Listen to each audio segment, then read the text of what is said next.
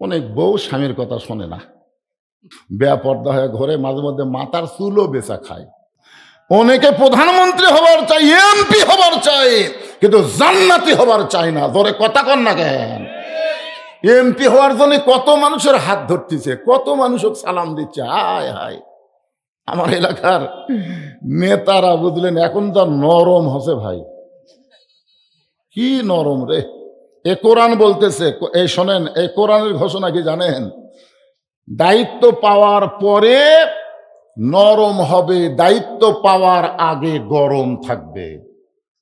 যেমন দায়িত্ব পাওয়ার আগে হযরত উমর এত গরম ছিল, রাস্তাতে গেলে শয়তান 40 দিন পর্যন্ত যাইতো না। ধরে কোন কথা ঠিক কি না? আপনারা বলেন তো, হযরত উমর দায়িত্ব পাওয়ার পরে গরম না নরম?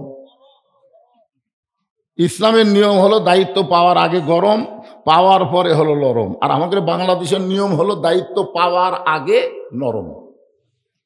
গাড়ি থামে ফকিরক সালাম দিছে, গাড়ি থামে, নেতা গাড়ি থামে ফকিরক সালাম দিছে।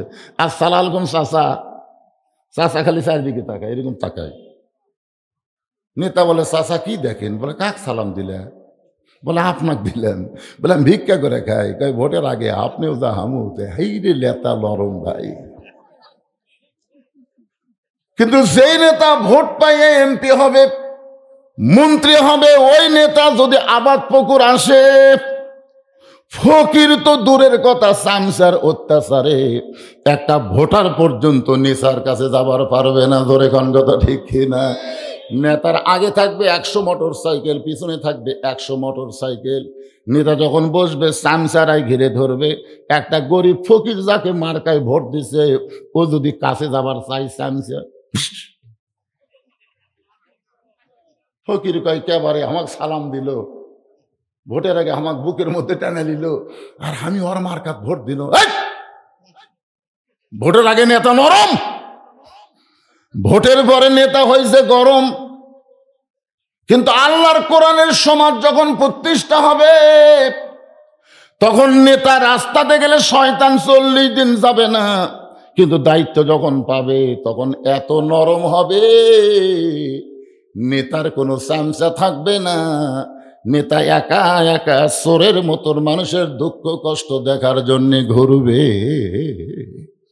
ইন্নামাল মুমিনুনা আল্লাযীনা ইযা যুকিরাল্লাহু ওয়াজিলাত কুলুবুহুম ওয়া ইযা তুলিয়াত আলাইহিম আয়াতুহু জাদাতুহুম ঈমানাও ওয়া আলা রাব্বিহিম ইয়াতাওয়াক্কালুন।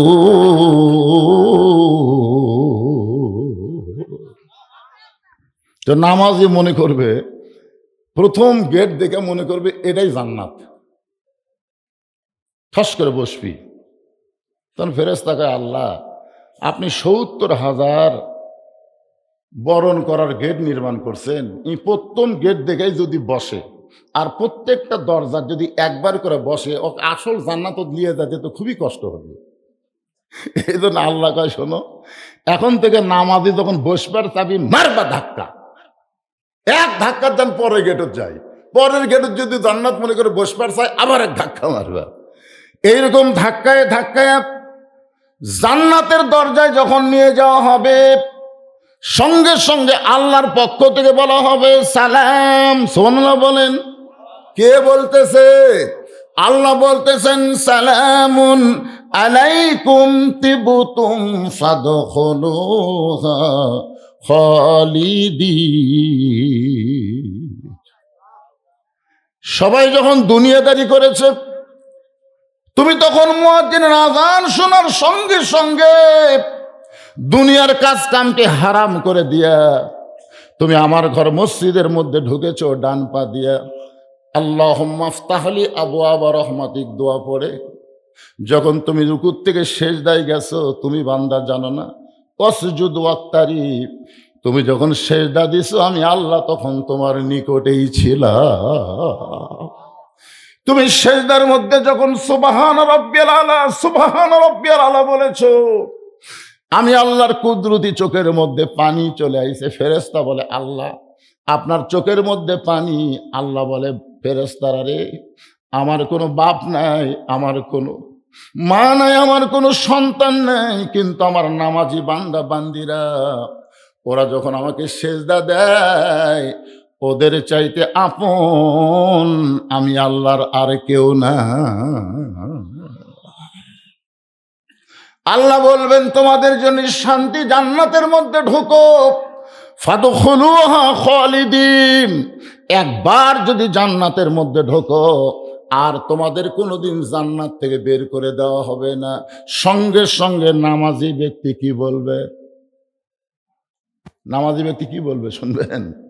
নামাজি ব্যক্তিরা বলবে, ওয়াকালুল হামদুলিল্লাহিল্লাযী সাদাকানা ওয়া'দাহু ওয়া আওরাসানাল আরদ। আল্লাহ, আপনার নবী বলেছেন আসসালাতু মিফতাহুল জান্নাহ, নামাজ হচ্ছে বেহেশতের চাবি। এটা আমরা দুনিয়াতেই শুনেছি, দুনিয়াতেই শুনেছি যে নামাজ হচ্ছে বেহেশতের চাবি। আজকে আপনি জান্নাতের দরজা খুলে দিয়ে আমাদের জান্নাতে ঢুকবার কবেন, আর আমরা জান্নাতে ঢুকব? আল্লাহ কাই করে জান্নাতে ঢুকবার গেলাম, জান্নাতের দরজা খুলে দিলাম, আর তোরা জান্নাতে ঢুকবি না কেন? সঙ্গে সঙ্গে নামাজিরা বলবে, ইন্না সলাতি ওয়া নুসুকি ইন্না সলাতি ওয়া নুসুকি ওয়া মাহইয়ায়া ওয়া মামাতি লিল্লাহি রাব্বিল আলামিন। আল্লাহু আকবার। আল্লাহ, তুমি কি মনে করছো তোমার বেহেশতের লোভে আমরা নামাজ পড়ছি? আল্লাহ, তুমি কি মনে করছো আমরা রুকু করছি, সেজদা করছি, আমরা আসামি হয়ে কান ধরে আমরা হাত বেঁধে আসামি হয়ে দাঁড়াচ্ছি তোমার এই জান্নাতের লোভে? আল্লাহ বলবে, তাহলে তোমরা কি চাও? নামাজি বান্দা বলবে, আল্লাহ, আমরা শুধুমাত্র আপনার জন্যই নামাজ পড়েছি, আমরা জান্নাত চাই না গো আল্লাহ, আমরা জান্নাতের মালিক তোমাকে চাই। ফাদখুলি ফি ইবাদি ওয়াদখুলি জান্নাতি। কি ভাইজান, আমি এই আয়াতের উপরে আপনাদের আলোচনা শোনাবো, কিন্তু আমার মা বোনেরা, মাগরিবের পর থেকে যত ওয়াজ হয়েছে, কোনো বক্তা আমার মা বোনদের একটা লাইন ওয়াজ করেনি। কথা কোন ঠিক কিনা? এরা আবার সংখ্যায় আপনাকে চাইতে বেশি হয়েছে। আমি এখানে আসার পরে শুনলাম, আমাকে এখানে দাওয়াত দেওয়ার পিছনে মরদের চাইতে মেয়েদেরই গুরুত্ব বেশি। এরাই কষে বলবে দাওয়াত দেওয়া লাগবে, আমাকে ওয়াজ শোনা লাগবে। এখানে এসে কিছু পুরুষ মানুষের কথা শুনলাম, তারা খুব বিপদে আছে, কথা কয় না। এ মায়েরা, এখন আপনাকে ওয়াজ শুরু হবে, ফাদখুলি ফি ইবাদের পর ওয়াজ চলবে। যদি আরো 1 ঘন্টা করি, সমস্যা আছে ভাই? জান কোনো সমস্যা আছে? কোনো সমস্যা নেই। আমার মায়ের একটু মনোযোগ দিয়ে শুনবেন। আল্লাহর নবী ফাতেমার ঘরের মধ্যে ঢুকলেন। ঢুকার পরে দেখে ফাতেমার চোখ দিয়ে দর দর করে পানি পড়তেছে। আল্লাহ রাসূল ফাতেমার থুতুনির তলে হাত দিলেন, ফাতেমার গাল বেয়ে চোখের পানি নবীর হাতের মধ্যে পড়ে গেল।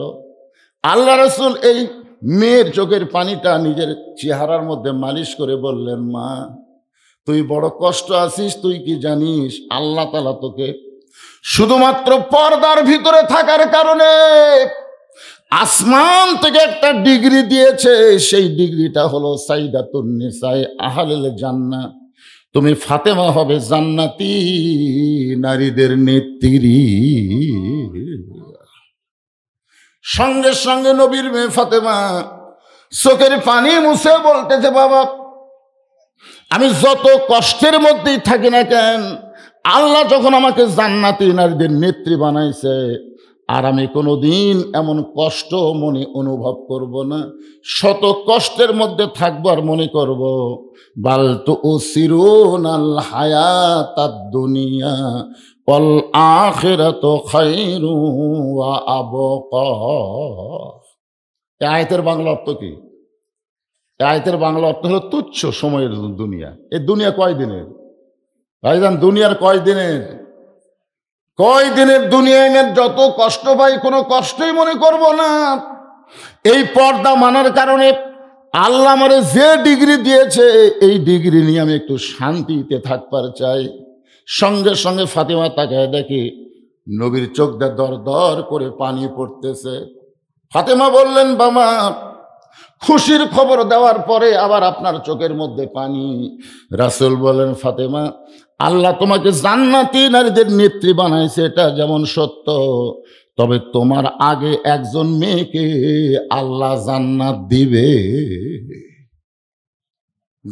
যেই মাত্র কইছে, ও ফাতেমা তুমি জান্নাতি নারীদের নেত্রী, এটা যেমন সত্য, কিন্তু আল্লাহ তোমার আগে একজন মেয়েকে জান্নাত দিবে, সঙ্গে সঙ্গে ফাতেমার চোখ দিয়ে আবার দর দর করে পানি পড়তেছে। রাসূল বলে, ফাতেমা এখনই তুমি আনন্দ করলে, এখন আবার কান্দো কেন? বলে, বাবা আমি বিশ্বাস করেছি আমি জান্নাতি নারীদের নেত্রী হব, আমি সবার আগে জান্নাতে যাব। আমার আগে যেই মেয়েটা জান্নাতে যাবে সেই মেয়েটা এমন কি আমল করেছে যে আমল করার কারণে আমার আগে আল্লাহ তাকে জান্নাত দিবে? ওই আমলটার কথা কি আপনি বলবেন না? আর ওই মেয়েটার পরিচয় কি আপনি আমাকে দিবেন না? রাসূল বললেন, ফাতেমা তাহলে আমার শাহাদত আঙ্গুলের দিকে তাকাও।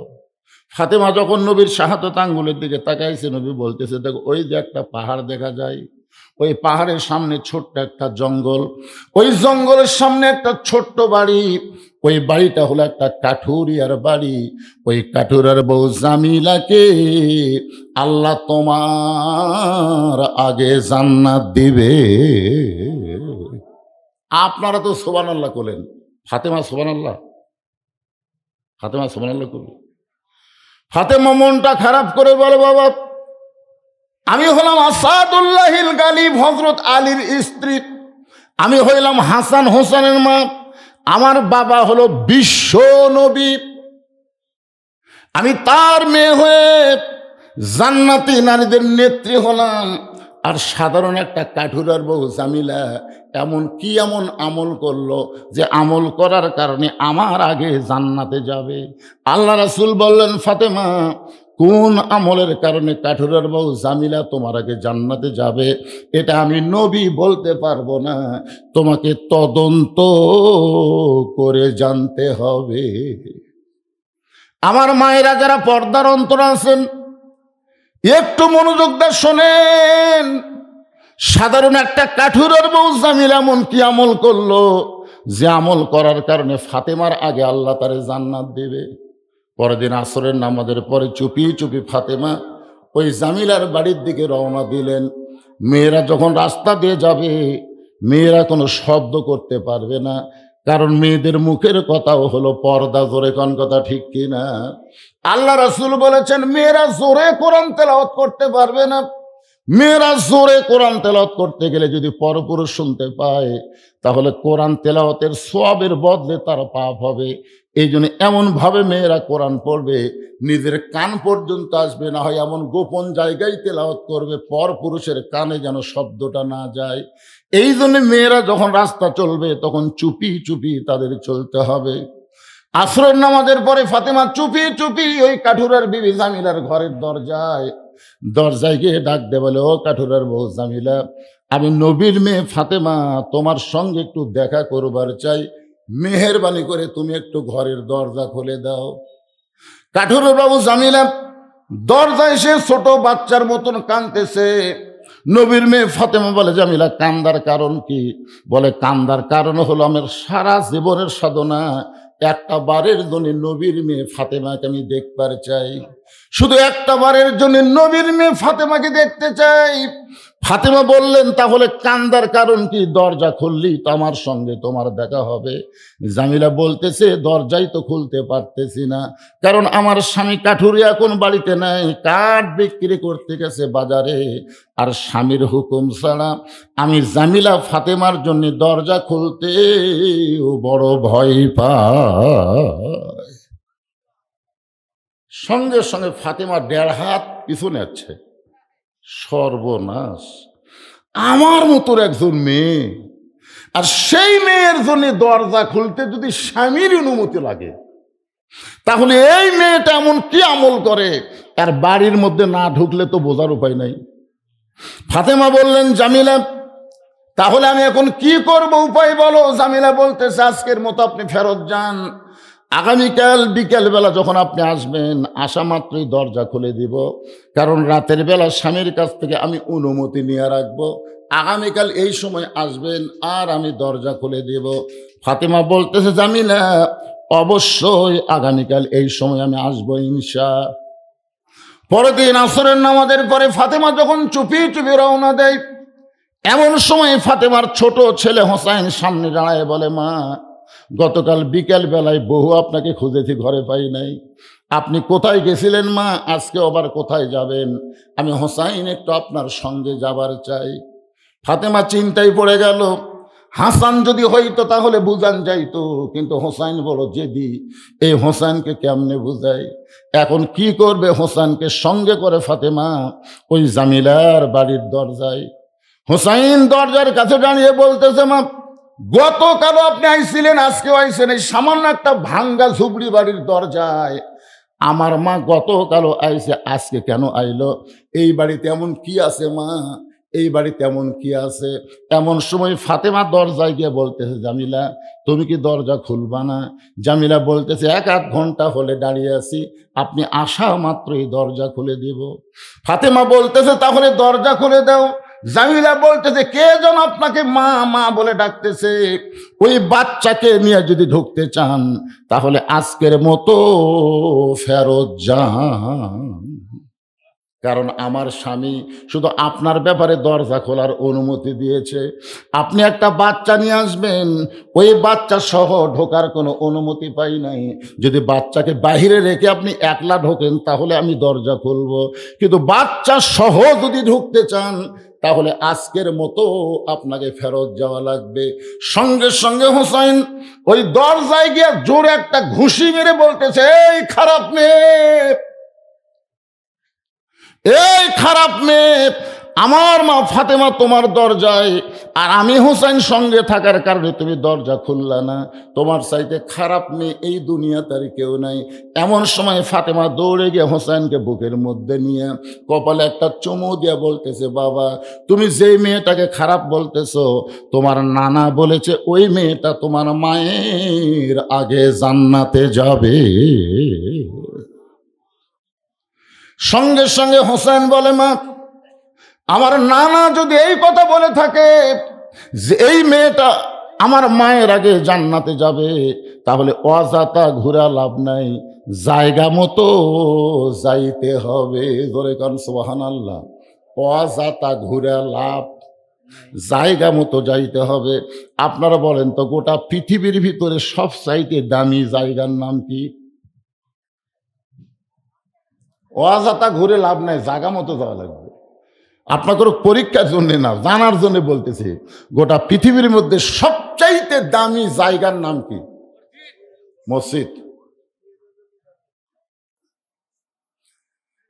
মনে হে বড় আশা ছিল আমি যাব মদিনায়।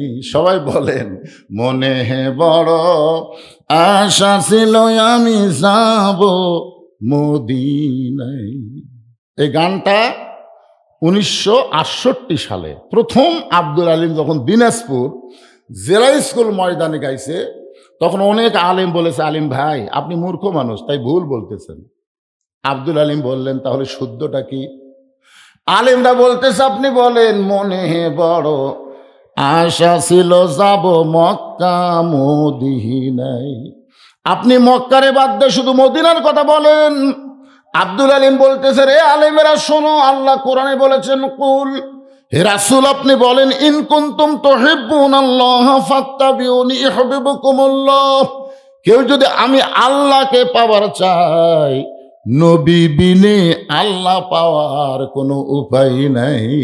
সবাই বলেন, উপায় নাই রে, উপায় নাই রে, উপায় নাই, নবী বিনে আল্লাহ পাওয়ার উপায় নাই। কে ভাই, এটা গেলে গুনাহ হবে? দেখেন, এটা বলে দেখেন অন্তরের মধ্যে কেমন রাসূল প্রেম আসে। উপায় নাই রে, উপায় নাই রে, উপায় নাই, নবী বিনে আল্লাহ পাওয়ার উপায় নাই। ছোট্ট হোসাইন মায়ের হাতটা ধরে এক টানে নিয়ে গেছে নবীর কাছে। নবী তখন চকিয়ার উপরে বসেছিলেন। ফাতেমার চোখের পানি মুছতেছে আর বলতেছে, বাবা আমার কোনো দোষ নাই। ও বাবা, আমার উপর আপনি মন খারাপ করবেন না। আমি প্রথম দিন গেছি স্বামী না থাকার কারণে, ওই কাঠেরের বউ জামিলা দরজা খোলে নাই। আমি দ্বিতীয় দিন গেছি, হুসাইন আমার সঙ্গে থাকার কারণে দরজা খোলে নাই। প্রয়োজন হলে আমি 100 বার যাব।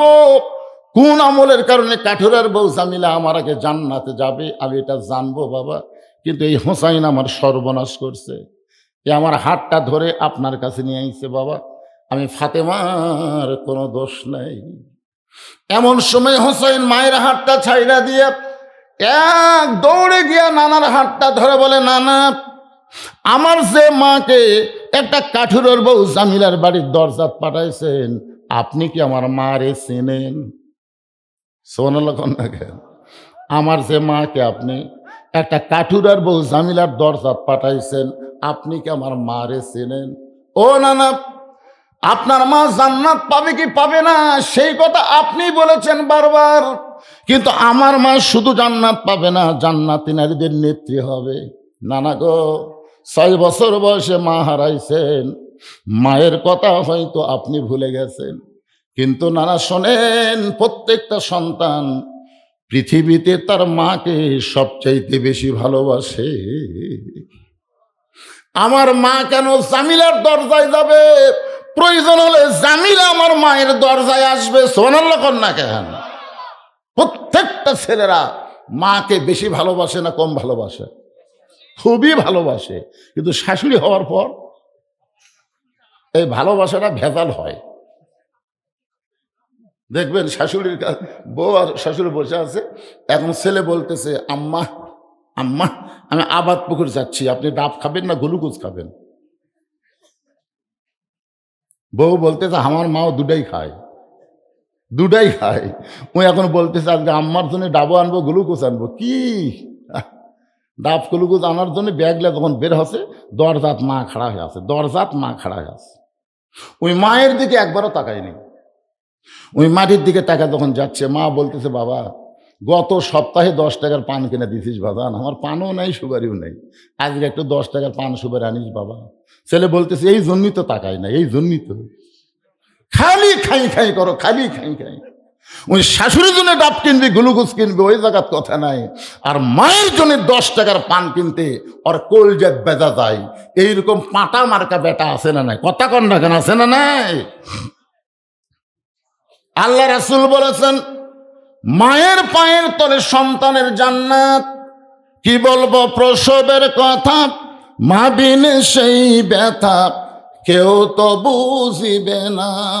মাজন ঠেকিয়া সন্তানের দায়, অকালে মা মারা যায়, কেন সে মায়ের ভক্তি করো না।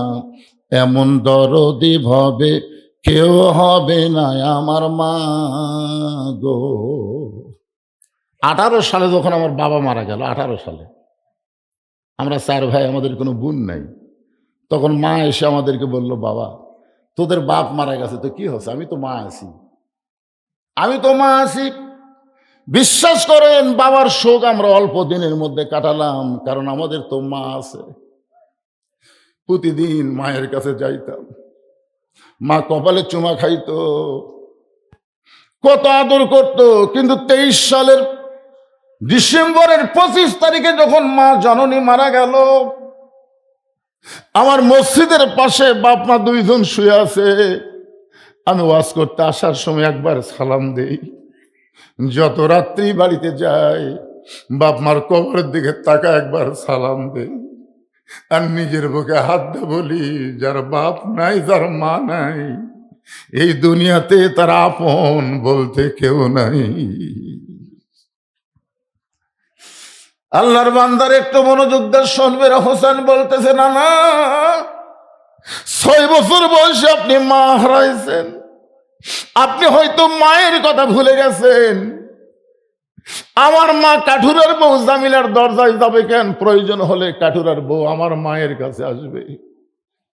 ও না না, ওই সামান্য কাঠুরার বউ এমন কি আমল করলো, এমন কি আমল করলো যে আমল করার কারণে আপনি বলেছেন আমার মায়ের আগে জান্নাতে যাবে? সামান্য একটা কাঠুরার বউ এমন কি আমল করছে না না, যে আমল করার কারণে আমার মায়ের আগে জান্নাতে যাবে? এমন ভাবে হোসাইন নবীর হাতটা চাইবা ধরছে আর বলতেছে যতক্ষণ না বলবেন ততক্ষণ আপনার হাত আমি ছাড়বো না, কারণ দুনিয়ার কেউ কিছুই জানে না আপনি যতক্ষণ না জানেন। সুবহানাল্লাহ না কেন? মা ইয়ানতিকু আনিল হাওয়া ইন হুয়া ইল্লা ওয়াহু ইউহা।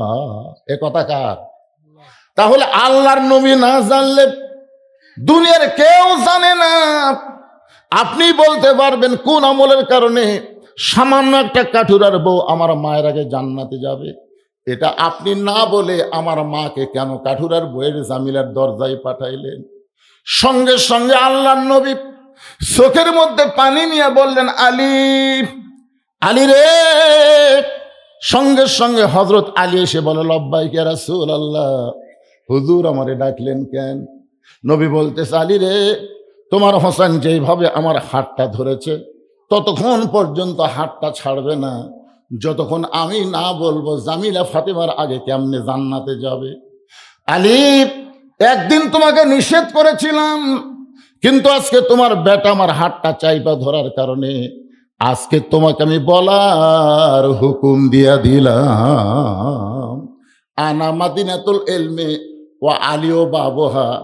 নবী হচ্ছে এলেমের শহর, আলী হচ্ছে তার দরওয়াজা। জোরে বলেন না সুবহানাল্লাহ। কে রে, এরা যাচ্ছে না বসতিছে? আচ্ছা বসো বাবা, ময়নারা বসো বসো বসো। এইরকম ছোট বাচ্চারা মেলাত না ঘুরে কোরআনের মাহফিলে বসা ভালো লক্ষণ। কথা কোন ঠিক কিনা? লক্ষণ ভালো না খারাপ? কিন্তু ওরা তো বসলই না, খালি খাড়ায় থাকলো রে। দেখেন বসবার করলো যে লাল লাল মাথা কি ওটা?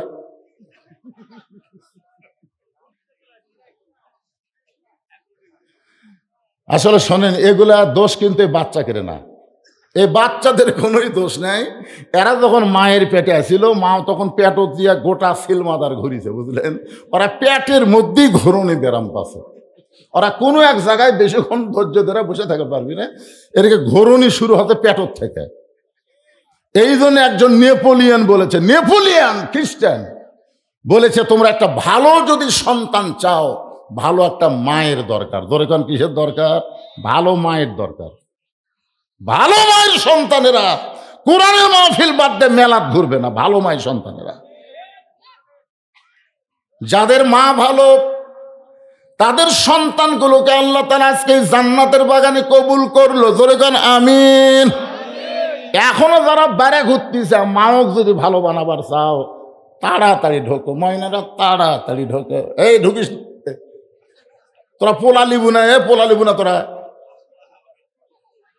ঢোকো ঢোকো, এই দিক দিয়ে ঢোকে গেলে ওই কোনার যাও না। প্রথম এসে যখন মাহফিল দেখলাম মনটা খুবই খারাপ হলো। এখন যতই দেখতেছি খালি পরিপূর্ণ হয়ে যাচ্ছে, ভালো লাগতেছে না। হ্যাঁ, চাপে বসেন, যেটি একটু ফাঁকা আছে ময়না, একটু চাপে আসেন তো, আসেন আসেন, একটু আল্লাহ রাস্তা আসেন, আসেন বাবা, আসেন আসেন। এর আগে আসা লাগবে না, ওই পর্যন্ত ওই যে মুরব্বিক বলতেছি, চাচা চাপ, 2 জায়গা আপনার জান্নাতের সাক্ষী হবে। একটু জিকির করেন, লা ইলাহা ইল্লাল্লাহ, জোরে লা ইলাহা ইল্লাল্লাহ, লা ইলাহা, লা ইলাহা ইল্লাল্লাহ মুহাম্মাদুর রাসূলুল্লাহ। আজকের বিষয়টা হলো ফাদখুলি ফি ইবাদি ওয়াদখুলি জান্নাতি। মনে আছে আপনাদের কোন জায়গাতে রাখছি? আল্লাহ বলতেছে জান্নাতের দরজা খুলে দিলাম, তোমরা জান্নাতে ঢোকো, আর কোনোদিন বের হওয়া লাগবে না। তখন নামাজেরা কি বলতেছে? ঢুকবো না। ফেরেশতা কয় আল্লাহ রে, আমরা এতদিন মনে করছিলাম জান্নাত দেখার পরেই তোমার বান্দা বান্দিরা পাগলা হয়ে ঢুকবি, আজকে কি দেখতেছি। আমি আয়াতটা তেলাওয়াত করেছি, ইন্না সলাতি ওয়া নুসুকি ওয়া মাহইয়ায়া ওয়া মামাতি লিল্লাহি রাব্বিল আলামিন। মনে আছে না ভুলে গেছেন? আপনারা ভুলে গেলেও আমি কিন্তু সেই বক্তা লয় যে একবার এটি থুইয়া চলে যাবো আর আমার মনে থাকবি না। যত দূরেই যাই, যেইটা নেওয়া শুরু হচ্ছে ওইটার উপরই শেষ হবি। জোরে কর কথা, ঠিক? হ্যাঁ। হযরত আলী বলতেছে, ইয়া রাসূলুল্লাহ, আপনি কিন্তু নিষেধ করেছিলেন। আল্লাহ রাসূল বলতেছেন, হোসেন যেভাবে আমার হাতটা চাইপা ধরেছে, আজকে তোকে বলার হুকুম দিলাম। এবার ফাতেমা দৌড়ে গিয়ে স্বামীকে বলতে, তোকে স্বামী, ওই কাঠুরার বাবু জামিলা আমার আগে জান্নাতে যাবে, এইটা আপনি জানেন? আলী বলতেছে, আমি জানি। তো জানি তো বলেন না কেন? বলে তোমার বাপ নিষেধ করছে। তোমার বাবা নিষেধ করেছে বলে আমি বলি নাই, কারণ আমি পুরুষ মানুষ। পুরুষ মানুষকে যখন কোনো জিনিস নিষেধ করা হবে, ওই পুরুষ মানুষ সহজে কিন্তু কথা প্রকাশ করবে না, কারণ পুরুষ মানুষের এই জায়গাতে একটা গুটি আছে। জোরে কোন কি আছে? গুটি। এই গুটিটা কি জন্য আছে জানেন? যখন হাওয়া যে গন্ধম শরবত করে আদম নবীরে খাওয়ালো, যখন হাওয়ার মুচকি মুচকি হাসি দেখে আদম বলতেছে, কে রে হাওয়া হাসো কেন? বলে গন্ধম আকারে খাওয়াতে পারিনি, শরবত করে খিলেছি। তখন এই যে চাপিয়া ধরতে ভাই, এমন ধরা ধরছে, আর নিচে এক ফোঁটো নাম্বার দেয়নি, এক ফোঁটো। এই ডান হাতখানা মুখের মধ্যে দিয়ে রক্ত বমি করেছে। সেদিন থেকে পুরুষ মানুষের কোনো গোপন কথা যদি খালি একবার গুটির তলে যায়, এটা সহজে প্রকাশ পায় না। আর মেয়ে মানুষের সরাসরি গন্ধম খাওয়ার কারণে গুটি নাই। জোরে কন কি নাই? এখন হড়হড়া হড়হড়া। এই জন্য খবরদার, মাও হোক, বউ হোক, বোন হোক, আপনার একান্ত গোপন কথা কোনো দিনও যেন মেয়ে মানুষের কথা মেয়ে মানুষের কাছে বলবেন না। বললেই কিন্তু ফাঁসে যাবেন। আমার কথাকে বুঝলেন? এখন বউ আছে, কলজা আমার কলজা রে, তাই এমন একটা গোপন কথা কছেন, হঠাৎ একদিন মানা বাড়ি, আপনি এই কাম করতে পারে। এই জন্যে মায়েরা, আপনাকে গুটি নাই মা।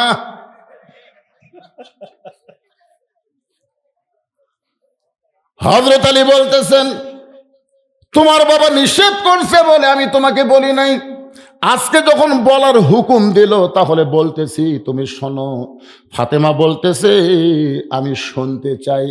আলী বলতেছেন, একজন মেয়ে মানুষের কথা আর একজন মেয়ে মানুষের কাছে তারিফ করলে কোনো মেয়েই সহ্য করতে পারে না, যার প্রমাণ হলো হাসিনা খালেদা। জোরে কোন কথা, ঠিক কি না? আপনারা বলেন তো, হাসিনা খালেদার মিল আছিল? এই দুটা মেয়ে মানুষ, বুঝলেন? আল্লাহ আমাকে বাঁচাতে পারে। একটা বিদায় দিয়েছে, আর একটা পলে আছে ভাই। আল্লাহ কিন্তু আমাকে নিজের হাতে বাঁচাতে পারে। আল্লাহ রাসূল 1400 বছর আগে বলেছেন, 1400 বছর আগে। এখানে আলেম ওলামা আছে, বুখারী শরীফের কিতাবুল ফিতানে আল্লাহ রাসূল বলেছেন, মা তারাকতু বাদি আলা উম্মতি ফিতনাতুন আদর আলা রাসূল মিনান নিসা, রাওয়াহুল বুখারী কিতাবুল ফিতান। আল্লাহ রাসূল বলেছেন, আমার পরে আমার উম্মতের জন্য সবচাইতে বড় বিপদ হলো পুরুষ মানুষের জন্য নারী নেত্রী হওয়া। তাহলে আমরা এত বছর কি আসলাম, রহমতে না বিপদে? কথা কয় না। এখন একজন বিদায় নিছে, আর একজন পোলা আছে। আপাতত আমরা দেখবার পারতেছি মেয়ে মানুষের দিন শেষ, এখন হলো মরদ মানুষের বাংলাদেশ। লিল্লাহে তাকবীর। হয়তো বলবেন হুজুরের একটা বানা কথা হলো, বানা কথা না। আল্লাহ কোরআনে বলেছেন, আর রিজালু কাওয়ামুনা আলান নিসা, পুরুষ থাকবে উপরে, নারী থাকবে নিচে। এই কথা কার? আরো জোরে, জোরসে বলুন। আমরা দেশ মাতা বলতে পারবো, কিন্তু দেশ নেত্রী বলতে পারবো না, কারণ নেতা হবে পুরুষ মানুষ, মাতা হবে নারী মানুষ। মানেন বা না মানেন, আমি কোরআন থেকে দলিল দিয়ে দিলাম। আপনার না মানলে আমার কি হবে? আল্লাহর বান্দার একটু মনোযোগ দেন। হযরত আলী বলতেছেন, ফাতেমা ওই কাঠুরের বউ জামিলা তোমার আগে কেমনে জান্নাতে যাবে এইটা শুনবার গেলে তোমাকে ধৈর্য ধারণ করা লাগবে। ফাতেমা বলতেছে আমি ধৈর্য ধারণ করলাম। রাসূল বললেন, ইন্নাল্লাহা মা'আস সাবিরিন। ধৈর্যশীলদের সঙ্গে কে আছে? এবার হযরত আলী শুরু করলেন, ফাতেমা তোমার কি মনে আছে একদিন দুপুর বেলায় তুমি আমার সামনে কাঁদতেছিলা, আমি তোমার কান্না থেকে চোখের পানি মুছে দিয়ে বললাম, ফাতেমা কান্দো কেন? তুমি তখন বললা, স্বামী গো আমার হাসান হোসেন না খাইয়া ঘুমাইছে, ঘুম থেকে উঠে ওরা দুই ভাই খাবার জন্য বায়না করবে, গোটা বাড়ি খুঁজে দেখলাম খাবার কিছু নাই, আপনার পকেটেও কোনো টাকা নেই, এই জন্য এই ওন্নাটা আপনার হাতে দিলাম, এই ওন্নাটা বিক্রি করে যেই টাকা হবে সেই টাকা দিয়ে হাসান হোসেনের জন্য খাবার নিয়ে আসবেন। আলী বলতে যে, ফাতেমা তোমার সেই ওন্নাটা আমার জামার পকেটের মধ্যে ঢুকাইলাম, জামার পকেটের মধ্যে নিয়ে বাজারের মধ্যে ঘুরতেছিলাম, আর মনে মনে চিন্তা করতেছিলাম ওন্নাটা বের করে যদি বিক্রি করবার চাই, আর কোন খরিদ্দার যদি জিজ্ঞাসা করে আলী ভাই ওন্না কার, আর আমি যদি বলি আমার বউ ফাতেমার, তাহলে খরিদ্দার মনে মনে চিন্তা করবে যেই পুরুষ মানুষ বইয়ের জিনিস বেচা খায় এই পুরুষ হলো দুর্বল পুরুষ। জোরে বলেন কি পুরুষ? আলী বলতেছেন, ফাতেমা শোনো, তোমার ওন্নাটা পকেটের মধ্যে করে নিয়ে যখন বাজারে ঘুরতেছিলাম পকেট থেকে বের করার কোনো সাহস পাচ্ছিলাম না, এমন সময় এক খরিদ্দার আমাকে সালাম দে, বলে আলী ভাই আমার মনে হয় আপনি কিছু বিক্রি করবেন। আমি আলী চমকে গেলাম, আমার পকেটের মধ্যে ওন্না একমাত্র আল্লাহ ছাড়া দুনিয়ার কেউ জানে না, আর খরিদ্দার বলতেছে আপনি মনে হয় কিছু বিক্রি করবেন। আলী বলে আমি তাকায় দেখি ওই খরিদ্দার একটা ব্যাগ আমার সামনে মেলে ধরলো, আমি পকেট থেকে ওন্নাটা বের করে ওই ব্যাগের মধ্যে যখন ঢুকাই দিলাম, আল্লাহর শপথ করে বলতে যে ফাতেমা ওই খরিদ্দার একটা বার তোমার ওন্নার দিকে তাকাইলো না, বরং ব্যাগের মুখটা ধরে আমার হাতে 6টা দিরহাম দিয়ে খরিদ্দার কোথায় যেন উদাও হয়ে চলে গেল। আমি আলী 6টা দিরহাম নিয়ে এক দৌড়ে খাবার দোকানে গিয়ে বললাম, দোকানদার ভাই আমার হাসান হোসেন না খাইয়ে ঘুমায় গেছে, ঘুম থেকে চেতন পাইলি খাবার বায়না ধরবে, খুব তড়ি ঘড়ি করে এই 6টা দিরহামের যে খাবার হয় সে খাবার টোপলা করে একটু তাড়াতাড়ি দিয়ে দাও। দোকানদার 6 দিরহামের টোপলাটা করে যখন আমার হাতে দিবে, আমি 6টা দিরহাম দিয়ে যখন খাবার টোপলা নিব, এমন সময় এক ফকির এসে আমারে সালাম দে, বলে আলী আজকে 3 দিন হলে আমার বাড়িতে কোনো খাবার নাই, আজকে 3 দিন হলে আমার বাড়িতে কোনো খাবার নাই, যদি পারো আল্লাহর হস্তে একটু আমাকে খাবার দাও। হযরত আলী চিন্তায় পড়ে গেছে যে 6টা দিরহাম দিয়ে সন্তানের জন্য খাবার টোপলা নিবে, আর এমন সময় ফকির যখন সাহায্য চাই, আলী বলতে যে ফাতেমা আমি কি করব? আমি চিন্তায় পড়ে গেলাম। আমি যখন গভীর চিন্তা করতেছি এমন সময় আল্লাহর কোরআন আমার সামনে এসে বলতেছে, আম্মা সাইলা ফালা তানহার, আলী রে সাইলকারীকে খালি খালি ফিরাই দিস না।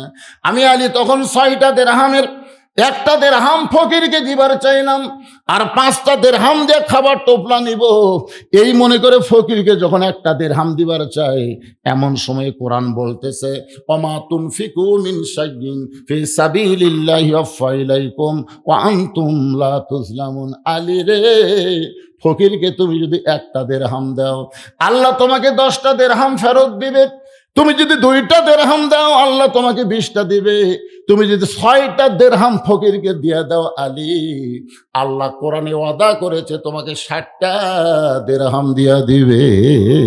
আলী বলতে জানি ফাতেমা আমি আল্লাহর কোরআনকে সম্মান করে ফকিরকে 6টা দিরহাম যখনই দিয়ে দিলাম, ফকির হাসতে হাসতে যখন 6টা দিরহাম নিয়ে গেল, যেই ফকির কানতে কানতে আমার কাছে ভিক্ষা চাইলো, আর আমি 6টা দিরহাম দেওয়া মাত্র ফকির কান্না বন্ধ করে হাসতে হাসতে যখন চলে গেল, দোকানদার বলতেছে আলী ভাই তাহলে এখন টোপলা আমি কি করব? আমি বললাম এক টোপলা দেওয়া হবে না, তুমি 2 বস্তা খাবার প্যাকেট করো, কারণ আমার বিশ্বাস আল্লাহর ওয়াদা কোনোদিন খেলাফ হয় না। আমি দোকানদারকে 2 বস্তা খাবার প্যাকেট করতে বলে আমি বাজারের মধ্যে ঘুরতেছিলাম, হঠাৎ এক ব্যক্তি উট নিয়ে রাস্তা দিয়ে আসতেছে, আমার সালাম দেওয়ার, আলী ভাই এই উটটা কিনবেন নাকি? আমি বললাম ভাই রে, একটা পয়সাও তোমার পকেটে নাই, আমি কেমনে তোমার উটটা কিনবো? উটওয়ালা বলতেছে 100 দিরহামি বাকিতে উটটা কিনেন, আপনি বিক্রি করে টাকা দিবেন, সেটাও কি আপনি পারবেন না? আলী বলতেছেন ফাতেমা, জীবনে এত বড় সুযোগ আমি কোনোদিন পাই নাই। 100 দিরহাম বাকিতে উটটা কিনে যেই মাত্র উটের বাজারে গেলাম বিক্রি করতে, চারিদিক থেকে খরিদ্দার আমাকে ঘিরে ধরে বলতেছে আলী ভাই এই ব্যবসা আপনি কবে থেকে শুরু করলেন? এই উটের ব্যবসা কবে শুরু করলেন? সবাই এক একজন এক এক কথা যখন বলতেছে, এমন সময় খরিদ্দার আমার কানে কানে ফিস ফিস করে বলে, আলী ভাই উটটার দাম কত নেবেন? আমি কইলাম যেই বিপদের মধ্যে পড়ছি ভাই, একটা দাম বললেই হবে। খরিদ্দার বলতেছে 160 দিরহাম দিলে কি চলবে?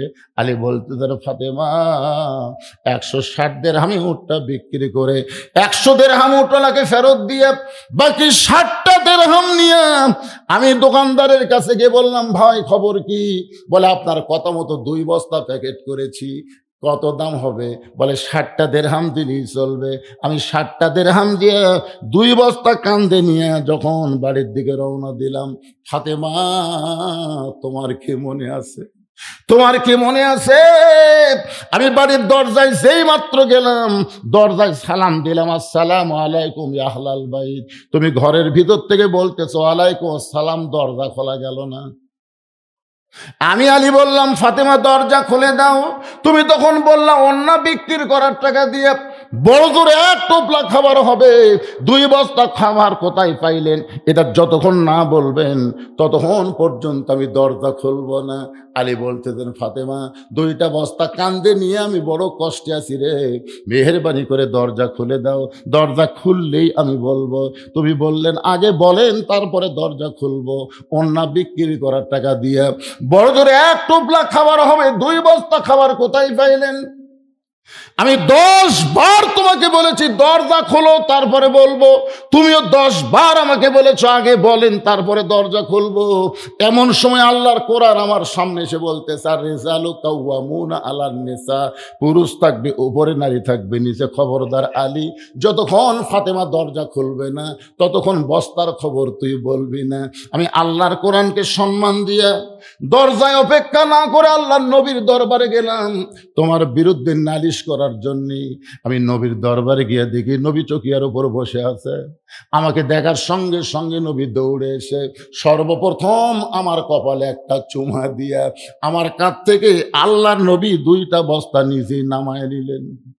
রাসূল বলে, আলী রে, তোমার কাপ থেকে বস্তা নামাই নিলাম, তোমার কপালে সুমা দিলাম, এরপরও তোমার মুখটা কেন ভার দেখি? আমি তখন বললাম, রাসূল গো আপনি কত ভালো, আপনি বস্তা দেখার সঙ্গে সঙ্গে বস্তা নামাইনি আমার কপালে চুমা দিলেন, কিন্তু আপনার মেয়ে।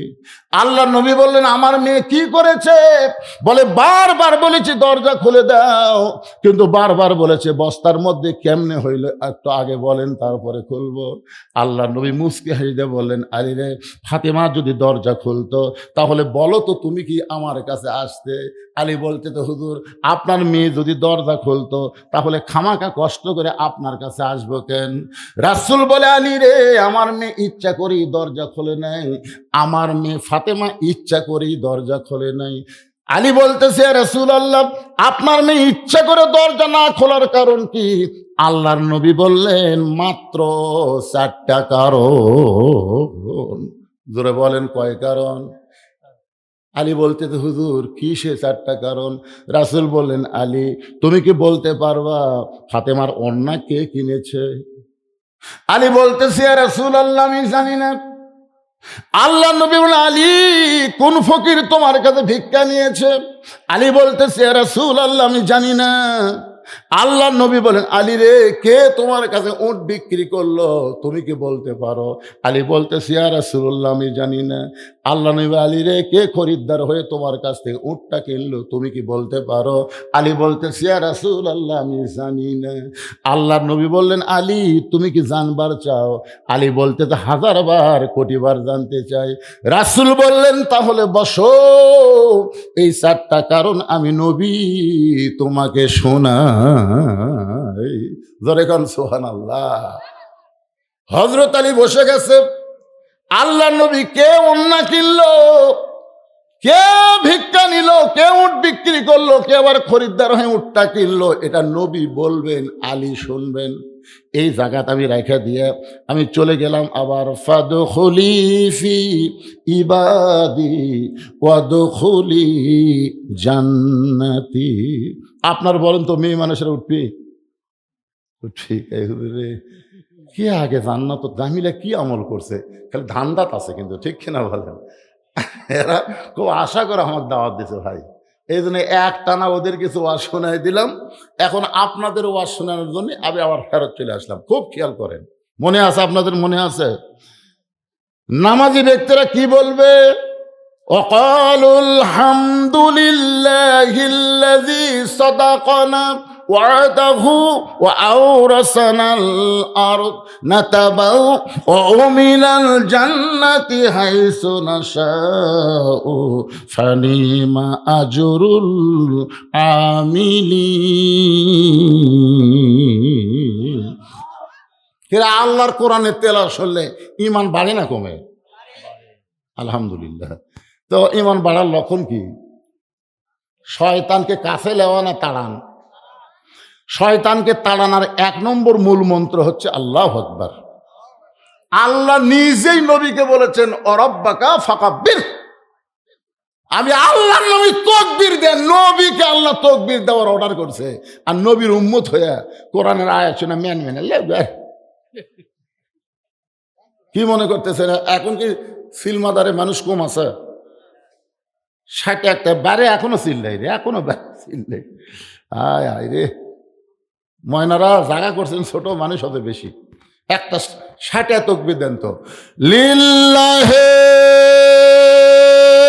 তাকবীর, আল কোরআনের আলো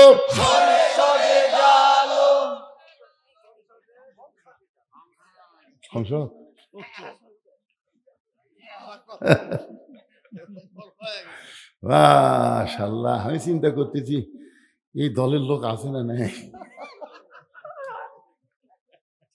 বুঝলেন? এই যে কোরআন শরীফ ওয়াজ শুনতেছেন ভাই, জান সারা কিয়ামত পর্যন্ত খালি কোরআনের মঞ্চে ওয়াজ শুনে যান, জাগা মতো যদি কোরআন না নিয়ে যাওয়ার পারেন, এই যে নামাজের ওয়াজ করতেছি কাম হবে না তো। আমি আমার ওয়াজ, এ ভাই ওঠেন না ভাই রে, উঠলো কে রে? কিসের জরুরি কাম? আপনি জানেন এই কোরআন এমন একটা কিতাব যেটা মুমিনদেরকে যাবত রোগের ঔষধ, শিফা এবং রহমত। সামান্য পেশাব লাগার পরে এই কোরআনের মহব্বতে যারা পেশাব করবার উঠবে না, পেশাব জাতীয় যত ব্যারাম আল্লাহ সব ভালো করে দিবে। আপনারা কি মনে করেন কোরআনের পাওয়ার একেবারে কিছুই নাই? আর যদি মনে করে না আমি কর্মে যান করেন, এই কোরআনের কিন্তু গর্দ আছে, কোরআনের গর্দ আছে জানেন। এমন পেশাব শুরু হবি ভাই, পলিথিন দিয়ে ঘুম পাড়া লাগবে রে, সবসময় টপ টপ করে পড়বি। এই জন্য এইবারে মূল কথায় আসতেছি, খুব খেয়াল করেন। ফাদখুলি ফি ইবাদি ওয়াদখুলি জান্নাতি, তার মানে কি? এখানে মৃত্যুর কথা নাই, কবরের কথা নাই, হাসরের কথা নাই, মিজানের কথা নাই, সরাসরি জান্নাত। জোরে কথা কন না কেন? এই আয়াতের মধ্যে আল্লাহ এই কথাটা কেন বললেন এটা বোঝানোর জন্য বলতেছি। এখন নামাজীরা কি বলতেছে?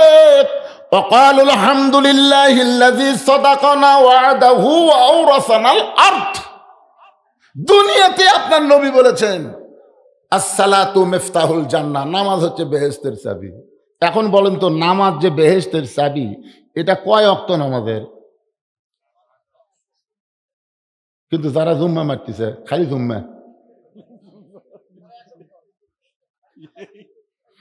না যারা খালি জুমার নামাজ পড়ে 5 ওয়াক্ত পড়ে না, এই হাদিস কি তাদের জন্যে? এক জুম্মার লোক আমাকে বলতেছে হুজুর আপনারাই ওয়াজ করেন লা তাকনাতু মির রাহমাতিল্লাহ ইন্নাল্লাহা ইয়াগফিরুয যুনুবা জামিআ ইন্নাহু হুয়াল গাফুরুর রহিম। আল্লাহর দয়ার কোনো শেষ নাই। আল্লাহ দয়া করে যদি আমাকে জান্নাত দেয় তা আপনারা আটকাবার পারবেন? আমি বললাম ঠিক আছে ভাই, তুমি খালি জুমার নামাজ পড়ো, 5 ওয়াক্ত যখন পড়ো না, আল্লাহ দয়া করে তোমাকে জান্নাত দিবি। আল্লাহ বলবে হাসরের ময়দান, আমি রহমানুর রহিম, যারা জুমার দিনে শেষে এসে আগে গেছো, মানে আজকে শেষে গেছে আগে, আমি আল্লাহ তাদেরকে দয়া করে জান্নাত দিলাম, যাও। ওরা যা খুশি হবি ভাই, এই জুম্মা পার্টিরা জান্নাতের দিকে মারবি দৌড়, এক দৌড়ে জান্নাতের কাছে গিয়ে দেখবে জান্নাত তো একটা তালা। জুম্মা পার্টি বলবে আল্লাহ আপনি আমাকে জান্নাত দিলেন, জান্নাতের দরজার যে তালা আছে, আল্লাহ বলতে যে খুঁজে দেখ চাবি আছে, খুঁজে। ওরা তখন পকেট হেঁটে দেখবে একটা চাবি আছে, চাবি তালার মধ্যে ঢুকছে ঠিকই, কিন্তু ঘোরে না। ঢুকছি বুঝছেন, কিন্তু ঘোরে না। তো আল্লাহ চাবি তো ঢুকলো, তালার মধ্যে ঘোরে না কেন? আল্লাহ বলতে তালার মধ্যে 5টা দাগ আছে, তোরকে চাবির মধ্যেও 5টা দাগ থাকা লাগবে, দাগে দাগে মিল হবি, কুট্টুস করে খুলে দেবি। এখন দেখ তো তোরকে চাবির খবর কি? তখন বলতেছে আল্লাহ আমাকে চাবি যে তেল ফেলা। আল্লাহ তখন বলবে আমার দয়াতে জান্নাত দেখে ফেরত আয়। মানে তোরা জান্নাত দেখবার পারবো, কিন্তু ঢুকবার পারবো না। যারা খালি জুম্মা মারতেছে এরা জান্নাত দেখবি ঠিকই, ঢুকবার পারবি না। ডাক্তার জান্নাতে ঢুকতে গেলে 5টা দাগ, 5 ওয়াক্ত থাকা লাগবে। কথা আমার কথাই বুঝলেন ভাইজান? এই 5 ওয়াক্ত নামাজ যখন পড়বেন, আল্লাহ তাআলা একসঙ্গে 2টা পুরস্কারের কথা বলেছেন। ফালিয়াবুদু রাব্ব হাযাল বাইত আল্লাযী আত'আমাহুম মিন জু'ইন ওয়া আমানাহুম মিন খাউফ। ওই ঘরের মালিকের যদি তোমরা গোলামি করো, নামাজ পড়ো, আল্লাহ তোমাদের সঙ্গে সঙ্গে 2টা পুরস্কার দেবে। 1 নম্বর পুরস্কার হলো তোমাদের রিজিকের কোনো পেরেশানি থাকবে না। আর 2 নম্বর পুরস্কার হলো যাবতীয় ভয় ভীতি থেকে আল্লাহ পুরাপুরি নিরাপত্তা দিয়ে দিবে।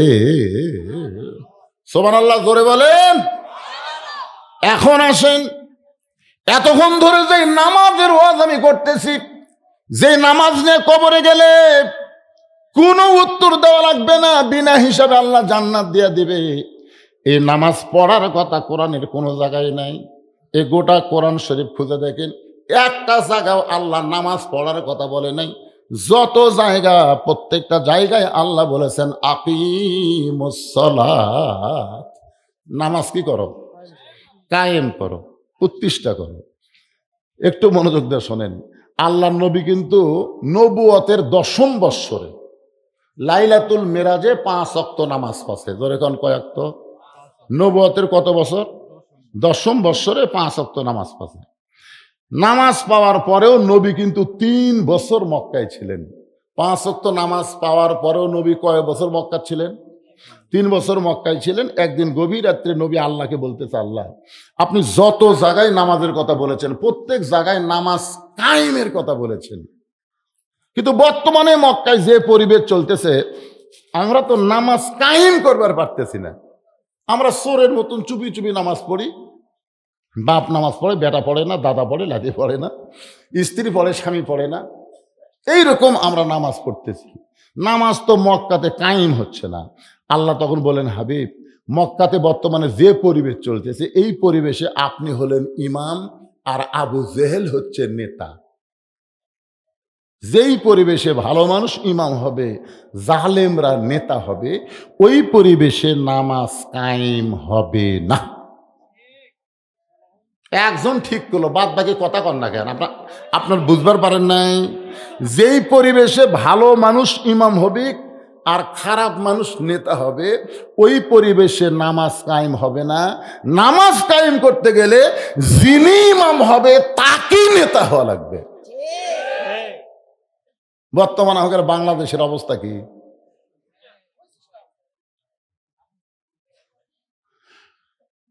আল উলামা ওয়ারাসাতুল আম্বিয়া, নবীদের ওয়ারিস যারা আলেম তারা সবাই ইমাম, আর মেম্বার চেয়ারম্যান যেগুলো আছে শালারা একটাও নামাজ পড়ে না। কি ভাবতেছেন? কোরআনের একটা আয়াত তেলাওয়াত করার পরে আমি আবার জামিলার দিকে চলে যাব, আয়াতটার তাফসীর হবে একেবারে মোনাজাতে রাখ দিয়ে। এখন বললে অনেকের চুলকানি উঠবে, চুলকানি এখন তুলবার চাই না, মোনাজাতের আগে চুলকানি উঠুক। আয়াতটা বলবো, ইন্নাল্লাহা ইয়ামুরুকুম আন তুআদ্দুল আমানাতি ইলা আহলিহা ওয়া ইযা হাকামতুম বাইনান নাস আন তাহকুমু বিল আদল। ভাইজান, আপনি আওয়ামী লীগ করেন, আপনি বিএনপি করেন, আপনি জাতীয় পার্টি করেন, আপনি জামাত করেন, আপনি তাবলীগ করেন, আপনি পীর মুরিদি করেন, যাই করেন, আপনি যদি নামাজি হন তাহলে প্রত্যেক দলের জন্য আলাদা আলাদা মসজিদ আমরা খুঁজি না, বরং সব দলের মুসলমান এক মসজিদে নামাজ পড়ি। ধরে কোন কথা ঠিক কিনা?